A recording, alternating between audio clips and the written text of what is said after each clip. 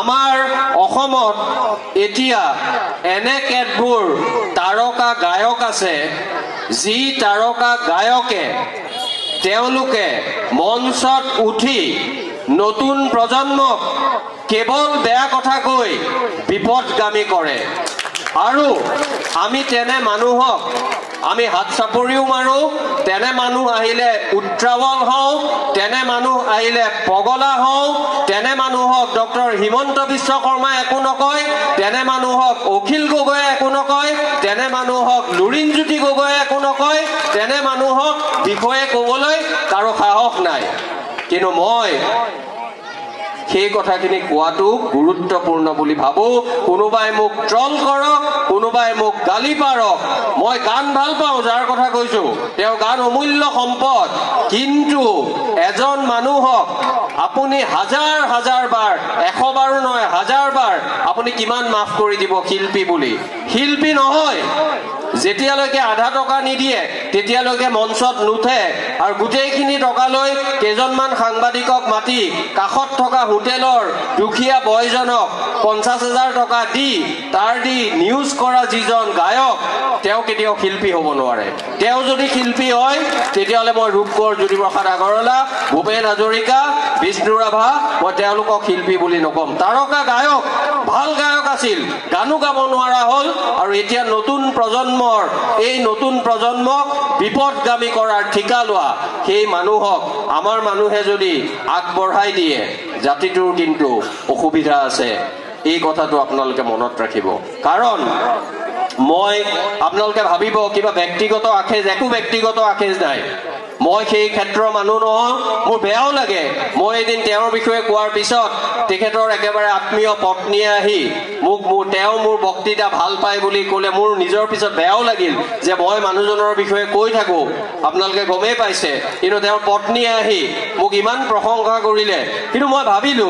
এই প্ৰশংসাৰ দ্বাৰা মই যদি কথা বাৰ্তাটো মই নিদিও তেতিয়াহ'লে মই নিজৰ ওচৰত সৰু হৈ যাম কাৰণ মোৰ কাৰণে আটাইতকৈ গুৰুত্বপূৰ্ণ অসমৰ নতুন প্ৰজন্ম মোৰ কাৰণে আটাইতকৈ গুৰুত্বপূৰ্ণ অসমৰ সমাজ কোনো এজন মানুহ নহয় গতিকে মোক প্ৰশংসা কৰিছে কোনোবা তেওঁৰ ঘনিষ্ঠ মানুহে বুলি যদি মই মৌনতাৰ উৰণি পিন্ধি থাকো তেতিয়াহ'লে নিমাতী কন্যা হৈ থাকো সেই নিমাতী কন্যা জ্যোতিপ্ৰসাদৰ নিমাতী কন্যা নহয় সেই নিমাতী কন্যা হ'ব স্থিতাৱস্থাবাদী আপোচকামী নিমাতী কন্যা তেনে নিমাতী কন্যা বা নিমাতী কোঁৱৰ হৈ থাকিব মই নিবিচাৰো সেইবাবে আপোনালোকক কৈছো মই এটা সৰু উদাহৰণ দিওঁ মই ধৰি লওক আমাৰ মোহিনী মোহন ডেকা ডাঙৰীয়া আপুনি মোক ভাল পায় বুলি ধৰি লৈছো আজিৰ পৰা বেয়া পালেও পাব মই আপোনাকে লৈ কৈছো আজি আপুনি উদ্বোধন কৰিলে ধৰি লোৱা হ'ল মোহিনী মোহন ডেকা ডাঙৰীয়া এজন বিখ্যাত শৈল চিকিৎসক সাৰ্জন তেওঁ এতিয়ালৈকে 10,000 অপাৰেশ্যন ভালকে কৰিছে তেওঁক লৈ গ'লে কোনো অসুবিধা নাই আপোনাৰ কোনোবা এগৰাকী আত্মীয় 10,001 নম্বৰ অপাৰেশ্যনটো কৰিব লগা আছিল মোহিনী মোহন ডেকা ৰাতিপুৱাই আহিল এই আজি মোৰ মুড ভাল নাই আজি মন ভাল নাই মই কোনফালে সোঁফালৰ কিডনিত নেকি নাই মই আজি বাওঁফালে কাটি দিম আপুনি আপোনালোকে সহ্য কৰিব অসমৰ সাংবাদিক সমাজে সহ্য কৰিব অসমৰ নাগৰিক সমাজে সহ্য কৰিব চৰকাৰে সহ্য কৰিব আৰক্ষীয়ে সহ্য কৰিব নকৰে কিন্তু একে ক্ষেত্ৰতে একেটা কথা যেতিয়া তাৰকা গায়কৰ ক্ষেত্ৰত আহি পৰে আমি চকু মুদি দিওঁ আমি গান্ধাৰী হৈ যাওঁ আমি নিমাতী কন্যা হৈ যাওঁ আৰু সেই কথাবোৰ মই ভাবো আমাৰ ডাঙৰ এটা প্ৰত্যাহ্বান এই সমাজখনত আমাৰ প্ৰত্যাহ্বান আৰু আছে তেওঁৰ লগত এতিয়া গোট খাইছে কোন মই নাম ক'ব নিবিচাৰো নাম ক'লে মান্যতা দিয়া হয় আপুনি ফেসবুক চালে অন্যান্য কথা চালে পাব এনে এজন মানুহ আজি কেদিনমানৰ পৰা দেখা পাওঁ যিগৰাকী মানুহে অলপ দিনৰ আগলৈকে অভব্য অকথ্য অসভ্য কথাৰে কৈতে